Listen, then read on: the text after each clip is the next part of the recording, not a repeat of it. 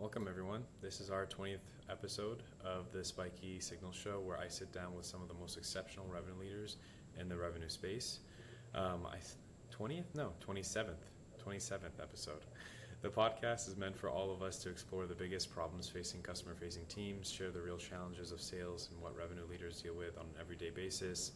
I'm your host, Waleed Sharani, Head of Revenue over at Spiky, and today I'm here with Aviv Kanani, CRO at DataRails. And today we're talking about transforming your outbound into an inbound machine. One reason I'm really excited about this is I've done a lot of outbound stuff. Inbound is great for us, but I also want to learn a lot more there. So hoping that I can tap into the expert that we have here. Aviv, welcome. I'm so glad to have you here. Thank you so much for having me, Waleed. I'm excited to be here. Yeah, likewise. Well, why don't you just give us a quick elevator pitch on who you are and what you do? All right, awesome. So I'm Aviv Kanani. I'm the Chief Revenue Officer at DataRails, the number one leading FP&A solution for SMBs and mid-market companies selling to the office of the CFO. Actually, I started my journey in marketing. When I joined the company, talking like about our topic, like the company was just like a couple of million in ARR in the very beginning. When I joined, there were like 30 something like outbound reps, no inbound, no marketing at all. And the CEO and other co-founder told me, try to build marketing. Let's see what happens. And fast forward, 4.5 years later, from a company that was 90% outbound, we're now 90% inbound. We were able to build this kind of predictable revenue machine through marketing. Where our AEs don't even prospect. We fill their calendars with meetings, mostly from inbound. And based on that, a couple of years ago, they asked me to also take over sales. So now there's one person seeing everything, from the lead at the beginning to the closed one at the end. The only problem is now I have no one to blame for not closing my amazing leads. And, as the head of sales, I can't blame marketing for all these crappy leads that they send us. So I'm now the CRO. We just raised another $70 million in a Series C. We're about like 400 employees, growing a lot. And we're still very much based on inbound. We're now scaling our outbound efforts as well as our partnerships efforts as well, in addition to inbound. And it's an exciting time. I'm enjoying it. Amazing. Love that. Well, why don't you just tell me where you started when you guys were first, 90% outbound and now that shifted to inbound. Where do you start to make that change? So when I joined, I knew as a marketing leader, you want to make impact. Impact is revenue. So I decided to have a few efforts in the organic side as well as the paid side. On the paid side, from day one, we brought in a few agencies, one for LinkedIn, one for Google, one for Facebook. We wanted to start building the machine, generate leads for the account executives. And it felt like from the moment it started, we struck oil, after drilling.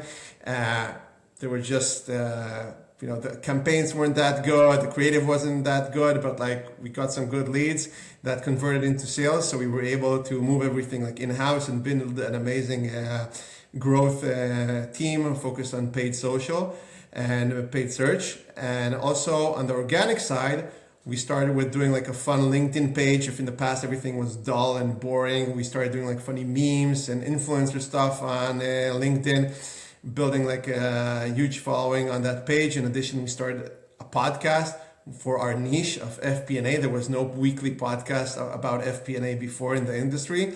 So we kicked it off, and now 4.5 years later, we have more than 600,000 downloads of our podcast. So together with the paid efforts and the organic efforts, we're able to build this kind of machine that serves us until today. That's awesome. Let's tap into the organic inbound a little bit more. So similar thing over here. I started the podcast.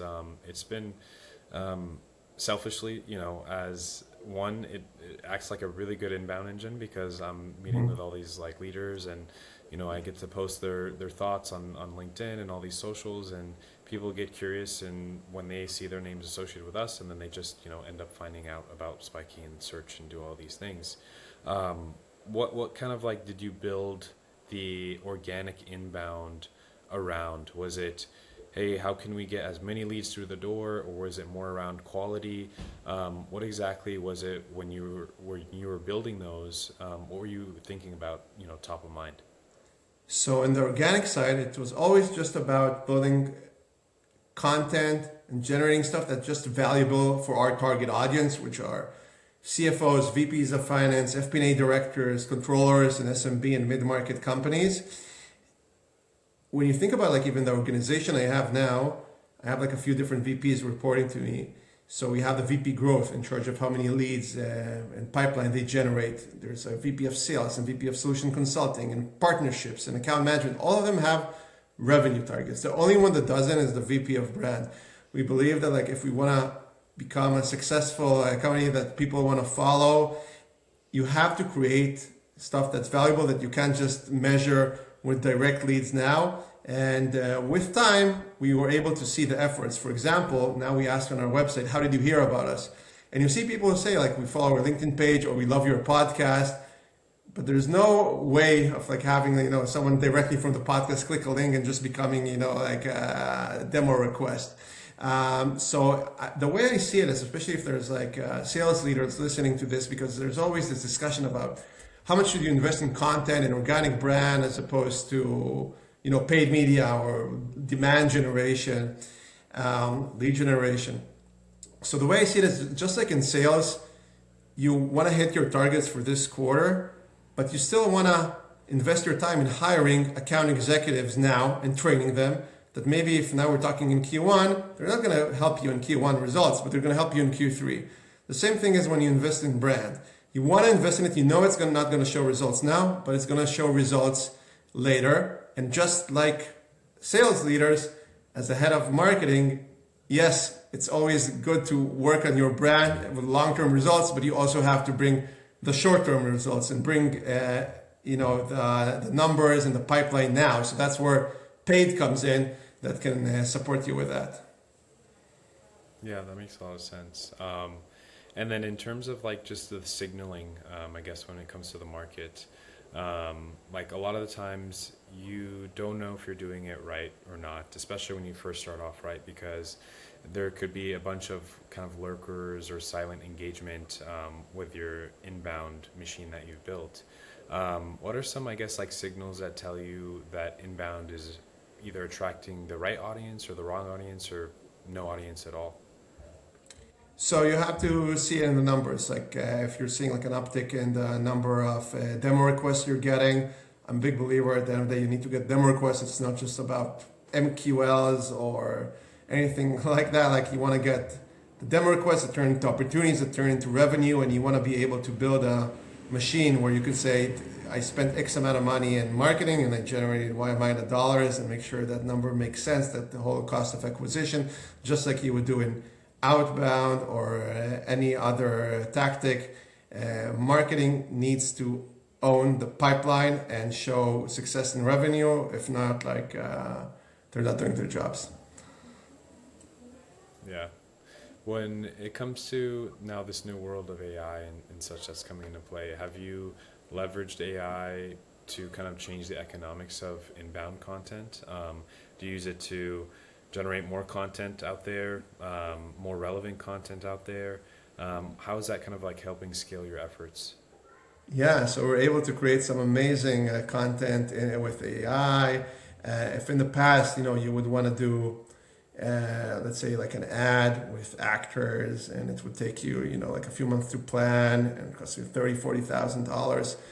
Now with like Sora and Gemini and Nano and all that kind of stuff, like you can do things within a few days. We recently did like a funny video actually on TikTok. Again, you'd be surprised, we're selling to CFOs, and we did it on TikTok. It got more than 1 million impressions, all organic. We didn't put $1 into it. Same goes, with the ads we're doing. A lot of them are very AI generated or AI supported. There's just like so much more content you can do, so many different things like you can test. Like we're even using it in the operational side of checking, for spam leads, using AI. How we qualify meetings with AI, how we capture like meeting notes with AI. There's so many different things, and I think we just got started with that. That's awesome. With the TikTok one, did anyone end up like converting into a demo, or like what was the call to Yeah, action there? I'm yeah. curious. So we're still seeing like people, converting to demo again. It's going to be very hard to say like, let's say we did this video of like a million, we got 1 million impressions, thousands of likes, and hundreds of comments. It's not that like anyone there would like click and become a demo. That said, Yeah, right. on our website we have an open form that asks, "How did you hear about us?" So over there you would see people filling this. So my recommendation for people listening in attribution, I would say first of all look at what the marketing attribution software says. That's number one. Then we have an open form, like I mentioned, on our website that you can write whatever you want. So it can be even like I saw this specific video on TikTok or let's say LinkedIn. It can be either an ad on LinkedIn or it can be an influencer on LinkedIn or anything like that. Also, we have our SDRs ask people, how did you hear about us? And then we also look at the Gong and the calls with the account executives because sometimes, I'll give you an example. Like we saw someone like coming through Google. They said they saw us on Facebook, like on the form. But during the conversation, actually, with the account executive, they say, I keep seeing your ads on TikTok all the time. So, until they actually came to the meeting and said that, we would have been able to know that. Yeah, no, that's super interesting. Yeah, it's basically attacking them at all different fronts. They may not convert directly from a TikTok ad or organic content, but it's a quick reminder that hey, we're DataRails. This is us type of thing. Yeah, so I totally get that. That's very interesting. So what's like, I guess I'm trying to understand from the optimization perspective, how much do you allocate for kind of like attribution types of content versus conversion type of content? Is there like particular metrics that you're looking at to understand, hey, we're going to allocate some budget for this or some like sort of effort for that into this channel versus the other channel, just because it's better to kind of just get our names out there versus trying to get a direct booking? How do you kind of like manage that? So let's talk about like a conversion and the paid and growth strategy. So over there, we were able to build a predictable revenue model where, let's say I have a target of, let's say $1 million that we need to generate. Let's say our average selling price is $50,000. I know, okay, how many deals I need to generate in order to get there.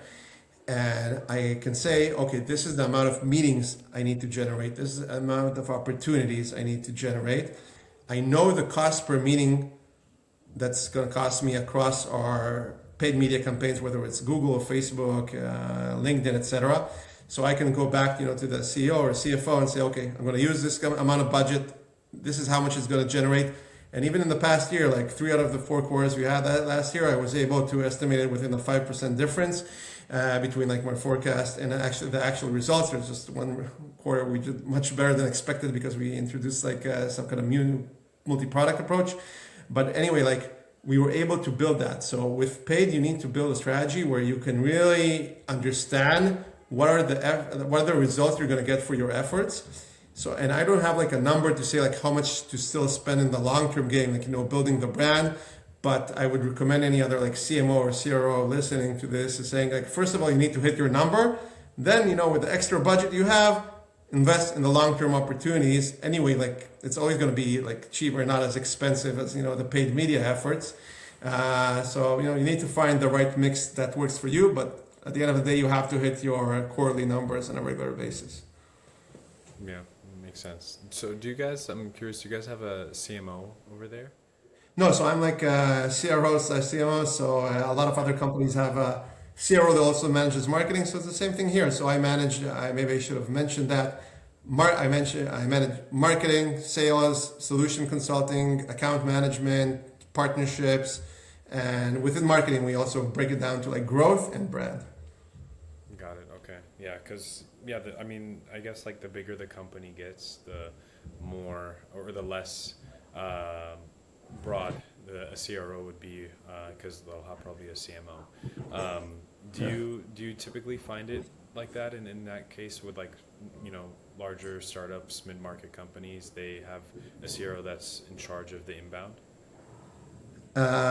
Yeah, so it seems like a trend in the past few years to have one person being a CRO that manages everything I mentioned before, manage like the whole revenue of the company, which also makes sense when you think about it for the CEO, because in a way, you have someone that not only manages the revenue growth, but also the cost of acquisition. So, like, I have two metrics when I speak, with the CEO. It's like, how much did we grow? What did we sell? And also, how much did it cost us to make sure it's efficient? I found it very odd, when I was a VP marketing and there was a VP sales going to management meetings saying, like, oh, I hit my target. We had this amount of meetings or MQLs we generated, and the VP sales says, oh, but I missed my target. It doesn't make sense. It's not for the CEO to try to find who's at fault here. So there's this growing I think concept of creating this role for the CRO, and actually I think in the past it was mostly salespeople that got that role, but we're starting to see a trend now of more marketers getting into these roles. I even saw a few RevOps people getting into this role. So yeah, of course I'm biased. I'm a marketer, but I think it's, if you have the right person, whether they come from sales, marketing, even revenue operations, if they understand how to build a revenue architecture, how to see the full picture and hit their target, that's what matters. It's not that you can be an expert in everything that you manage. You need to have the right people. Yeah, definitely. Makes sense. And then, so kind of just want to wrap up some things here with, if a CRO really wants to turn inbound into more of a compounding revenue asset, what's the first move that they need to do?